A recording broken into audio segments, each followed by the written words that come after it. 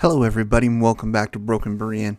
And the first big major news we've got coming out of the Consumer Electronics Show this year is Acer is releasing an 11-inch gaming PC portable game system.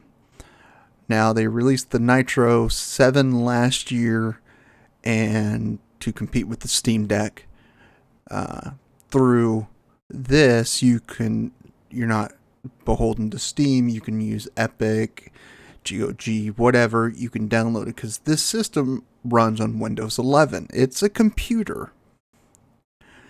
And before I made the video, I just kind of sat here and just kind of thinking, gathering thoughts and what I thought the good and the bad about it might be, and the pluses and minuses, and I kept getting stuck in a little loop, in a logical loop in a circle. So I'm just going to kind of just verbal diarrhea and just talk it out. Okay. First off, the Nitro 7. Let's go back a little bit. The Nitro 7, nothing wrong with the Nitro 7. It's literally just like the Steam Deck. The controllers, I mean, it looks like a Steam Deck. It's all one unit. You can't disconnect them like you can with the Switch. It was Acer's attempt to kind of get into that portable gaming market. I don't want to say mobile, but portable gaming market. And it did okay. And the major downside to it was its battery life. Yeah. Depending on what you were doing and what you're running, you couldn't game very long on it. I think average was 2 hours. And if you're going to go for a long gaming session, that's not viable. You'd have to keep it plugged in. And the other complaint was it got a little toasty. That's okay with things like that.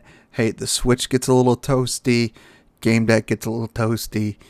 Laptops, iPads, phones, they all get multiple use. You got such a battery, and the more processes and an electronic transfer across the board, through the battery and everything, it's going to get warm.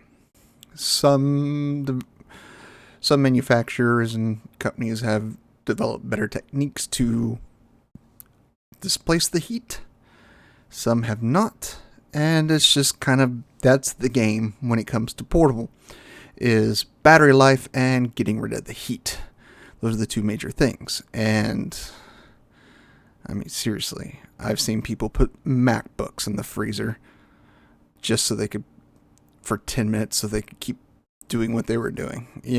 I mean, that's crazy, but it works. So it's one of those, there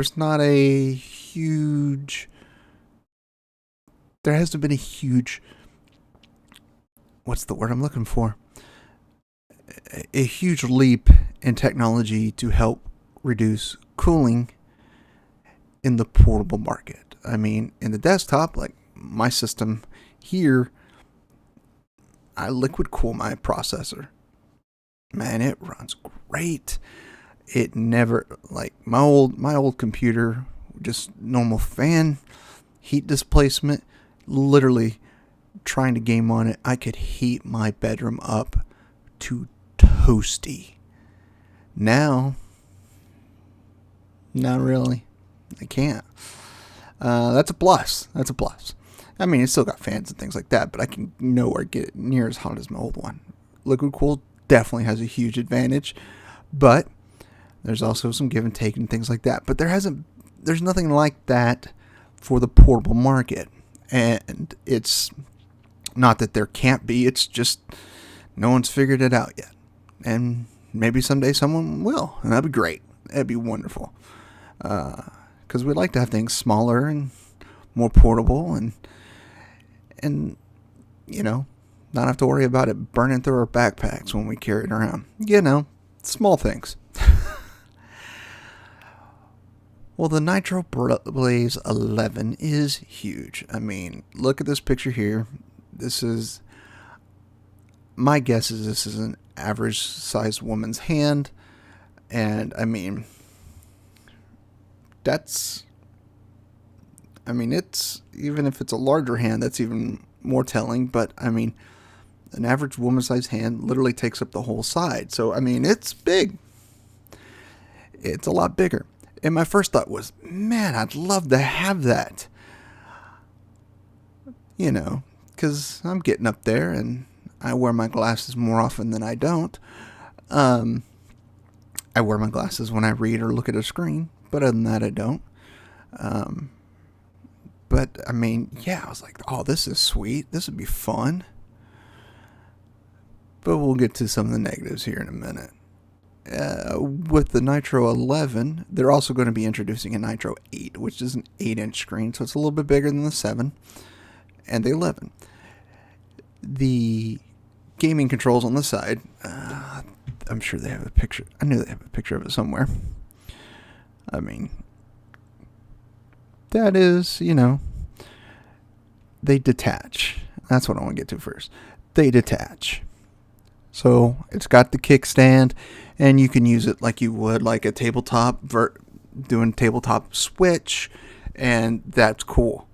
There's going to have to be some aftermarket stuff to combine them to use like a single controller.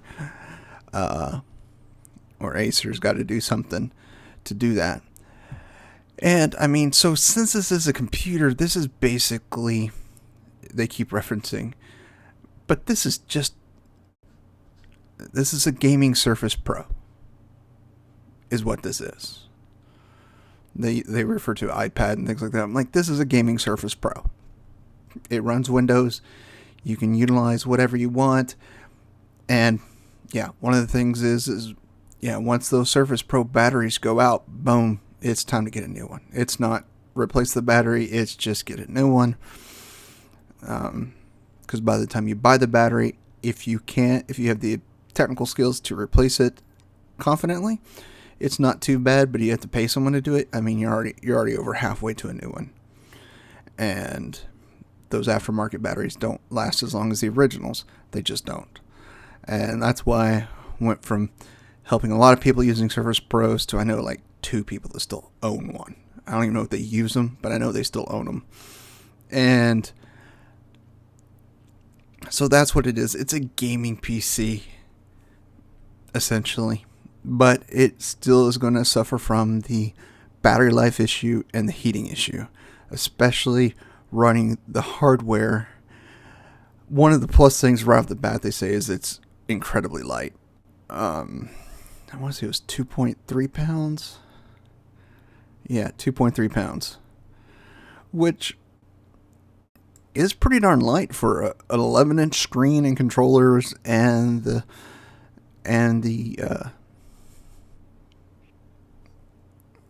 just the hardware. I mean, 2.3 pounds. That's impressively light. It is, which means there's probably not a lot of fan or heat distribution technology pushing it out. So it probably will get warm. I could be wrong, but it's going to be a Ryzen 7, which, yeah, that's nice, with 16 gigs of RAM. I mean, and 2 terabytes of storage. That's a decent computer. It is. I mean, I'm not going to lie. And it wasn't until I started thinking about it, because the first time I saw the price for this, I was like, absolutely stinking not. And I think they put it at the bottom of the article. But, yeah. $1,100.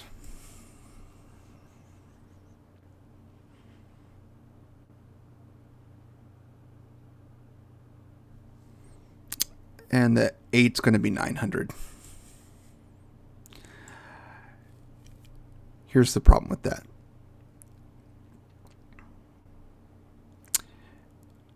I know what they're trying to do. And like I said, this is like a Surface Pro.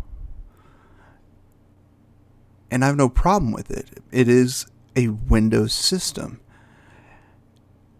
And for that price, if I bought a computer with those specs, $1,100 isn't a bad price. Honestly, it's a little high end of what I'd pay for 16 gigs, 2 terabytes, and a Ryzen 7.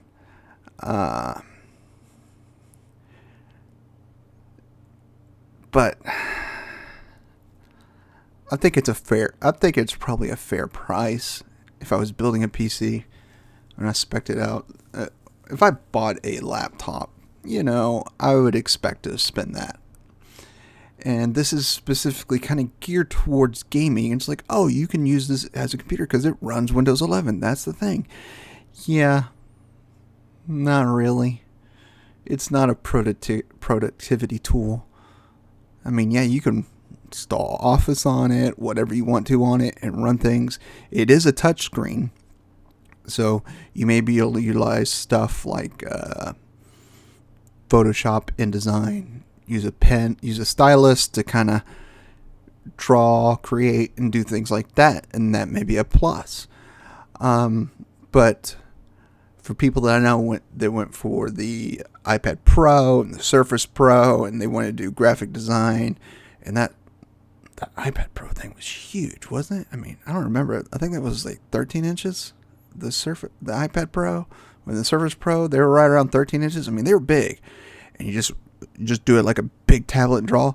That's cool, but it really is. It can be utilized for multiple things, but it's really designed for one.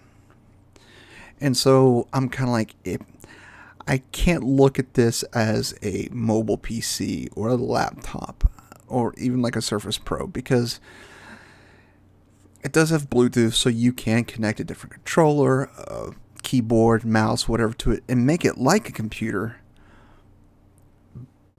but with all that hardware packed so tightly, and history with Acer's low battery life and high heat, I wouldn't want this to be my main thing. So I have to look at it personally, look at this as a gaming system with additional computer features, not the other way around. Not a computer designed with additional gaming features. And I think that's how Acer's looking at it, but that's not how I can look at it, because it's just not. I do a lot of things mobile. I mean, I bring a laptop with me a lot of places, and yes, I need the laptop.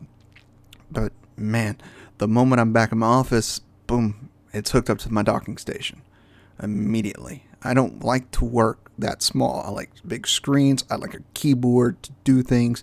Some people don't. And they like that mobile thing. That's great. That's not for me, though. So I'm kind of like, yes, I would like a bigger screen, a portable thing. I would like this. This would be something I would consider if I thought about getting a Steam Deck. I'd be like, okay, well, Acer's got this, so I can play Steam, Epic, in theory, GOG, Amazon Gaming, Luna, itch.io, potentially everything through this. So that would be a better sell to me. However, the price tag would probably pull me back to a Steam Deck. Yes, you can get the 2 terabytes. What is the Steam Deck? I should have pulled that up. Just since we're talking about my...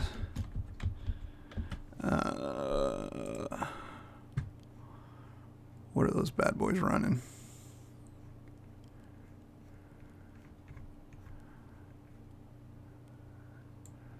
Let's see.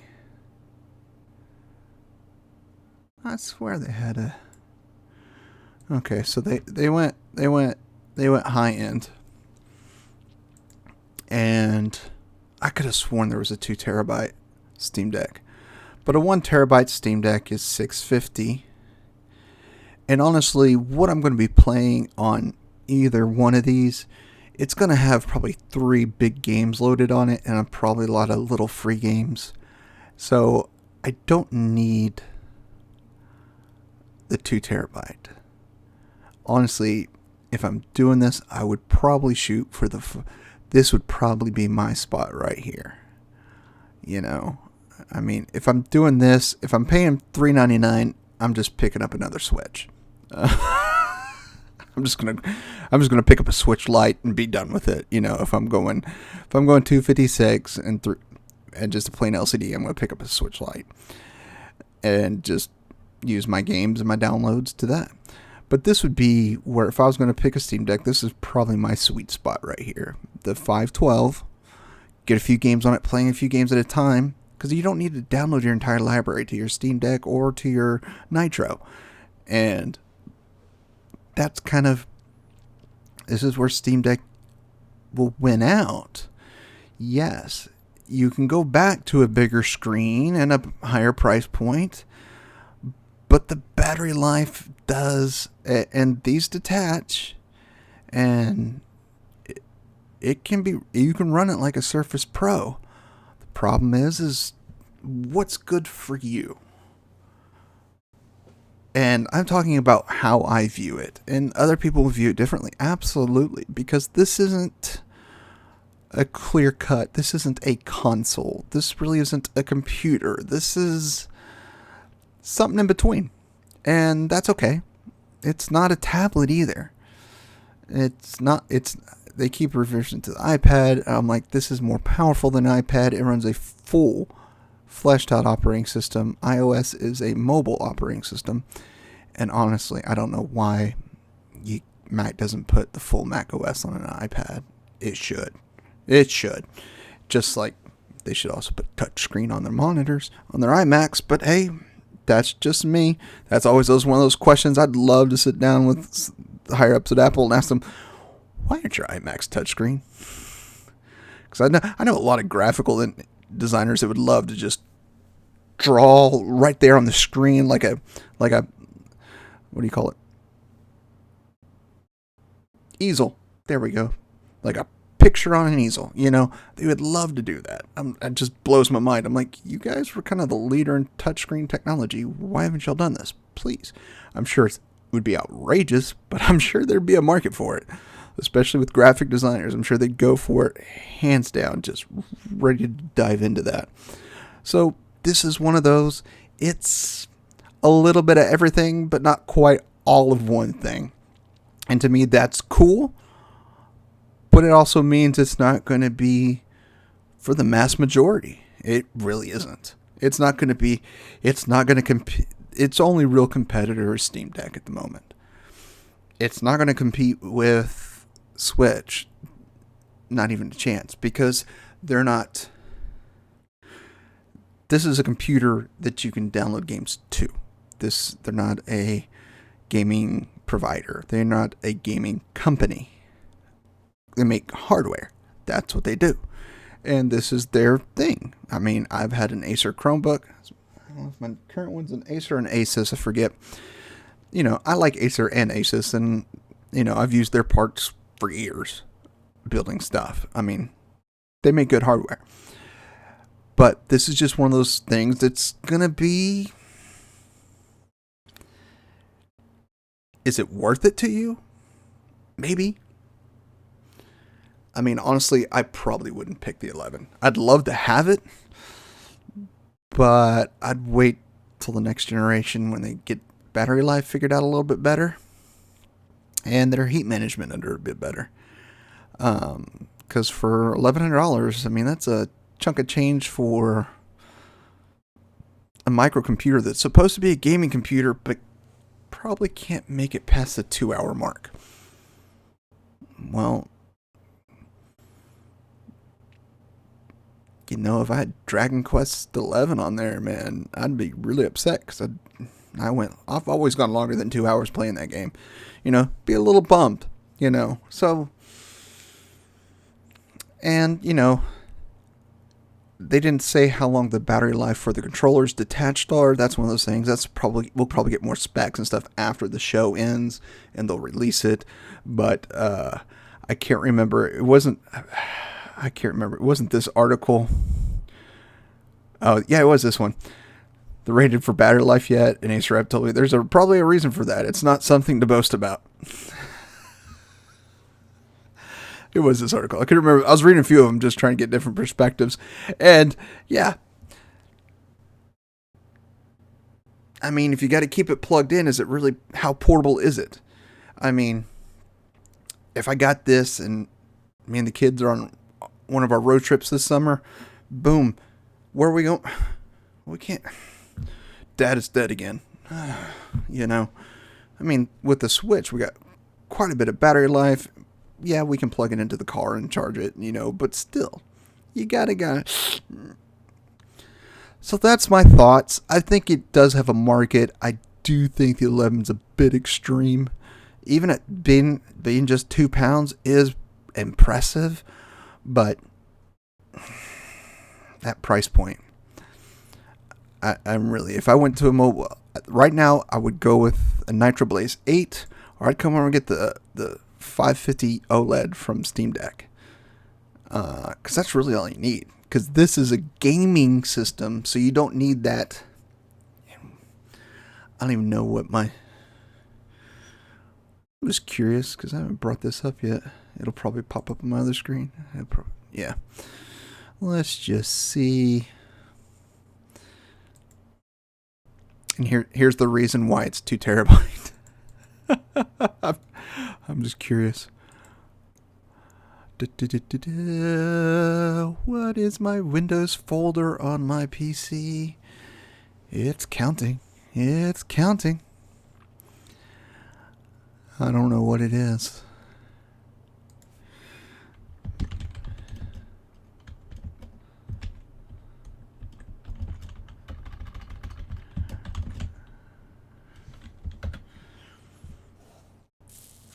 Yeah. 64 gig.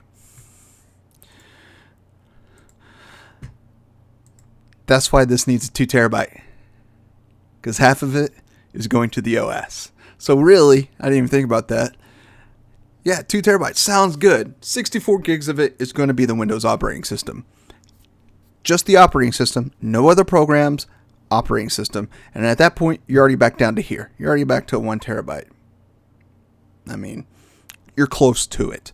So, yeah, 2 terabytes sounds good. Remember, 64 gigs of that is going to be Windows 11. It's not going to be 2 terabytes of gaming. It's going to be 1.25, 1.36, 1.36 terabytes of space for you to utilize. 64 terabytes will be Windows 11. So keep that in mind.